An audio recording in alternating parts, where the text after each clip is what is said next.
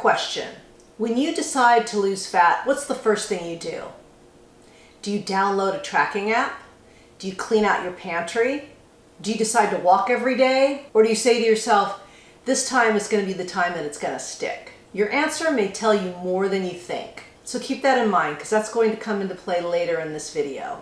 Have you ever noticed that some people can lose fat without tracking anything or measuring anything, while others have to track every single bite? Or maybe you tried someone else's method and it just didn't work for you.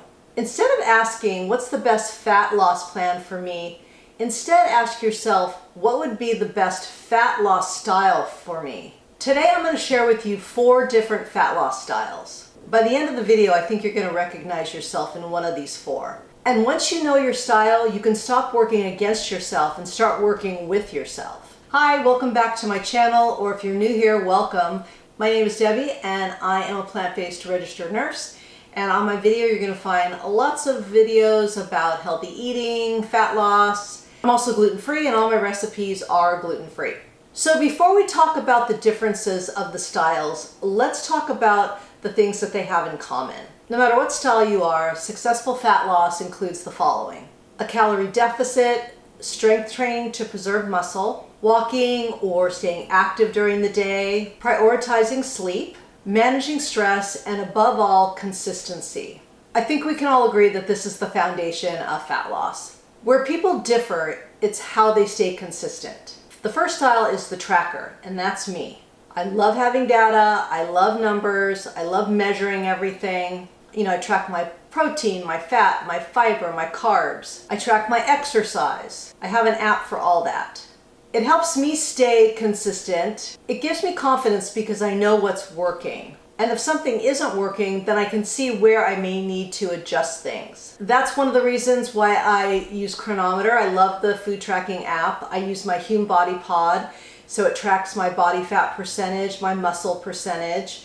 And I love the Hume Band because that also tracks my sleep, my steps, really how I'm aging, so many different things, variations in my heart rate, my blood pressure.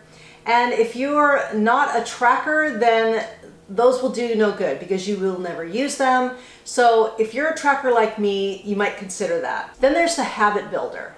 Maybe you don't want to count anything. Instead, you build habits, like you eat oatmeal every morning. You always include protein at your meals. You walk after dinner. You drink more water. You keep healthy habits simple so they stay automatic. You aren't tracking because your healthy habits keep you in a calorie deficit most of the time. Then the next one is the environment designer. This person succeeds because they make healthy choices easy. They meal prep. You know, their fruit is washed, their beans are cooked, their rice is ready. Their walking shoes are right by the front door. Instead of relying on motivation every day, they have set up an environment that supports their goals. And then number 4 is the mindset master. This one may actually be the most important. These people know what they should eat, they know they should exercise, but they lack the mindset to be consistent. Their biggest challenge is staying mentally focused and mentally consistent. They've spent years starting over on Monday. One bad meal turns into one bad week. They're waiting on motivation instead of trusting the process. Their biggest win isn't learning another diet. It's learning that one imperfect day does not ruin their progress. Here's something interesting. Most people aren't just one type.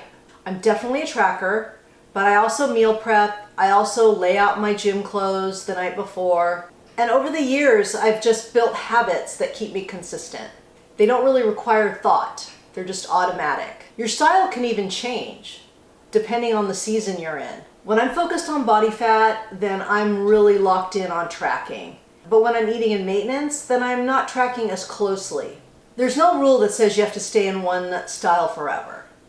You're going to change as you age, things change in your life, so it's important to be flexible there. So let's see which style sounds most like you. I've got a short little quiz here.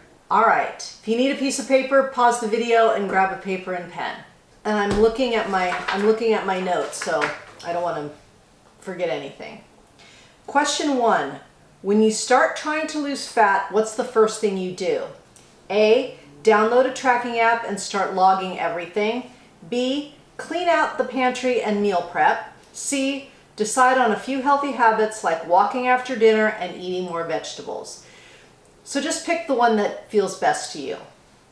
Number 2, missing a workout makes you check your schedule and plan when you make it up. That's A. B, go for a walk or stay active instead. C, shrug it off because you're focused on your overall routine. Question 3, grocery shopping looks like A, buying foods that fit your calorie and protein goals. B, filling your cart with foods that make healthy eating easy. Or C, buying the same healthy staples every week because they're part of your routine. Question 4, which statement sounds most like you? A, I like data, numbers motivate me. B, if healthy food is easy to grab, I'll eat it.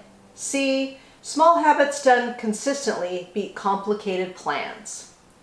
Number 5, last question, what usually causes you to fall off track? A, I stop tracking. B, I don't prepare my food or environment. C, I let the routine slip. Mostly A's, you're a tracker. Mostly B's, you're an environment designer. Mostly C's, you're a habit builder. And if your answers are all over the place, congratulations. You've built a system that works for you, hopefully. This isn't built on any science that I know of. These are just some of the observations that I've made just for myself and for some of my patients that I've talked to over the years. There's definitely certain personality types or fat loss style types. And if you think you're style number 4, which is the mindset master, then you need to look deeper into that because that's going to be where you need to work. You know, what are the triggers in your mind or in your life which are holding you back from the fat loss that you want? Food is very emotional. It's tied to family, our childhood, joy, sorrow. There's a lot of emotion tied up in it. And sometimes you need to dig a little deeper to see what is triggering you, causing you to go off track.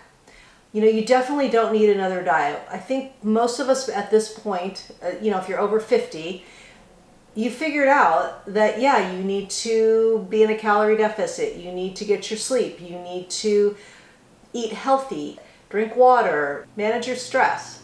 So you might need to look deeper into that. Here's what I hope you remember from this video. The goal isn't to fit yourself into somebody else's fat loss plan. It's to discover how you work best. Once you know your style, you can stop fighting yourself. Instead of trying to become someone else, lean into the things that will work for you, that will help you support your goals. Because at the end of the day, the best fat loss plan isn't the one that's trending right now. It's the one that you're going to stick with for months, for years. Now I want to hear from you. Let me know in the comments what type you are and if you're a combination of those types. And if you want me to do a part 2 on this, on fat loss style, let me know in the comments as well. I can definitely delve deeper into this subject. I think it's fascinating. I love learning about these kind of things. If you like this video, if you did learn something, please give it a like and share it with your friends.